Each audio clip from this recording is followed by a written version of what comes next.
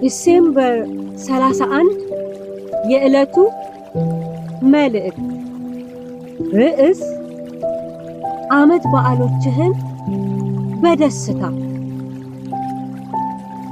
እነሆ የምስራችን የሚያመጣ ሰላምንም የሚያወራ ሰው እግር በተራሮች ላይ ነው። ይሁዳ ሆይ አጥፊው ፈጽሞ ጠፍቷልና ከእንግዲህም ወዲህ በአንተ ዘንድ አያልፍምና ዓመት በዓሎችህን አድርግ፣ ስዕለቶችህን ክፈል። ትንቢተ ናሆም ምዕራፍ 1 ቁጥር 15። ይሁዳ ላይ ያልዘመተ ጦር ያልተሰለፈ ሰራዊት አልነበረም። ይህን እውነታ የሚገልጽልን የዘማሪው ቅኔ ነው። እግዚአብሔር ከኛ ጋር ባይሆን እስራኤል እንዲህ ይበል። እግዚአብሔር ከኛ ጋር ባይሆን ሰዎች በእኛ ላይ በተነሱ ጊዜ፣ ቁጣቸው በላያችን በነደደ ጊዜ፣ በዚያን ጊዜ ሕያዋን ሳለን በዋጡን ነበር። በዚያን ጊዜ ውሃ ባሰጠመን ነበር፣ በነፍሳችንም ላይ ፈሳሽ ባለፈ ነበር። በዚያን ጊዜ የጎርፍ ውሃ በነፍሳችን ላይ ባለፈ ነበር። ለጥርሳቸው ንክሻ ያላደረገን እግዚአብሔር ይባረክ።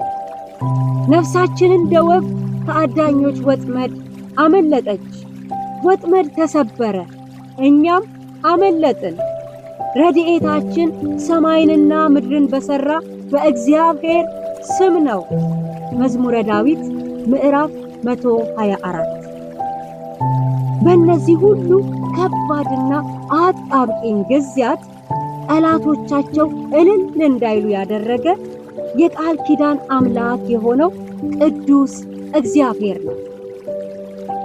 ለዓመት በዓሎቻቸው ድምቀት የሚሰጠው አምላካቸው እግዚአብሔር የጠላቶቻቸውን ኃይል ሰብሮ ሕዝቡን በድል ማሻገሩ ዋነኛው ርዕሳቸው ነበር።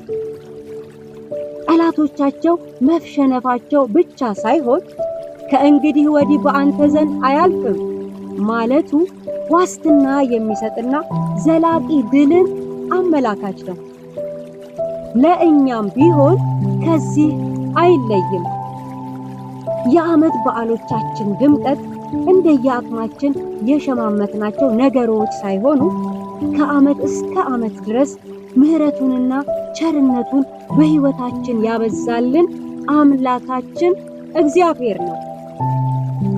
የምስራችን ቃል የሚያወሩ እግሮች ለይሁዳ ዓመት በዓሎቻቸውን እንዳበሰሩና ስዕለቶቻቸውን እንዲከፍሉ እንዳስገነዘቡ እኛም ዓመት በዓሎቻችንን በደስታ እግዚአብሔርን እያመሰገንንና ስዕለቶቻችንን እየፈጸምን ልናሳልፍ ይገባል።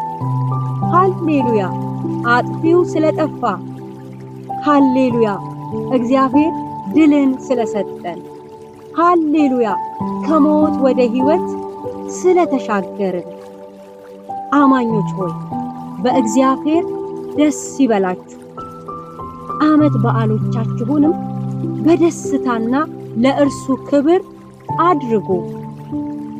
አድርግ ዓመት በዓሎችህን በደስታ።